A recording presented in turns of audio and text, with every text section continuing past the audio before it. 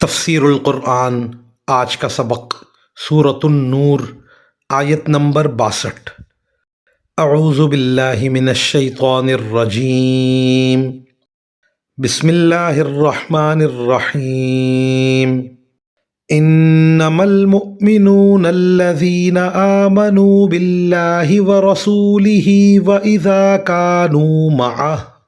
وَإِذَا كَانُوا مَعَهُ عَلَىٰ أَمْرٍ جَامِعٍ لَمْ يَذْهَبُوا حَتَّىٰ يَسْتَأْذِنُوهُ إِنَّ الَّذِينَ يَسْتَأْذِنُونَكَ أُولَٰئِكَ الَّذِينَ يُؤْمِنُونَ بِاللَّهِ وَرَسُولِهِ فَإِذَا اسْتَأْذَنُوكَ لِبَعْضِ شَأْنِهِمْ فَأْذَن لِّمَن شِئْتَ مِنْهُمْ وَاسْتَغْفِرْ لَهُمُ اللَّهَ إِنَّ اللَّهَ غَفُورٌ رَّحِيمٌ۔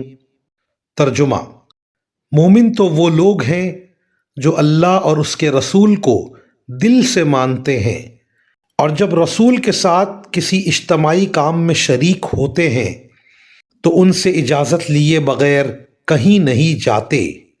اے پیغمبر، جو لوگ تم سے اجازت لیتے ہیں یہی وہ لوگ ہیں جو اللہ اور اس کے رسول کو دل سے مانتے ہیں۔ چنانچہ جب وہ اپنے کسی کام کے لیے تم سے اجازت مانگیں تو ان میں سے جن کو چاہو اجازت دے دیا کرو، اور ان کے لیے اللہ سے مغفرت کی دعا کیا کرو، یقیناً اللہ بہت بخشنے والا بڑا مہربان ہے۔ یہ آیت غزوہ احزاب کے موقع پر نازل ہوئی تھی۔ اس وقت عرب کے کئی قبیلوں نے مل کر مدینہ منورہ پر چڑھائی کی تھی، اور حضرت صلی اللہ علیہ وسلم نے شہر کے دفاع کے لیے مدینہ منورہ کے گرد ایک خندق کھودنے کے لیے تمام مسلمانوں کو جمع کیا تھا۔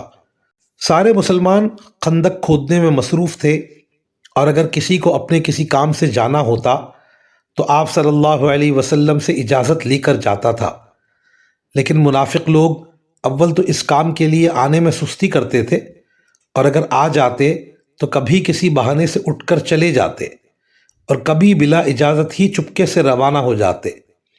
اس آیت میں ان کی مذمت اور ان مخلص مسلمانوں کی تعریف کی گئی ہے جو بلا اجازت نہیں جاتے تھے۔ وآخر دعوانا ان الحمد للہ رب العالمین۔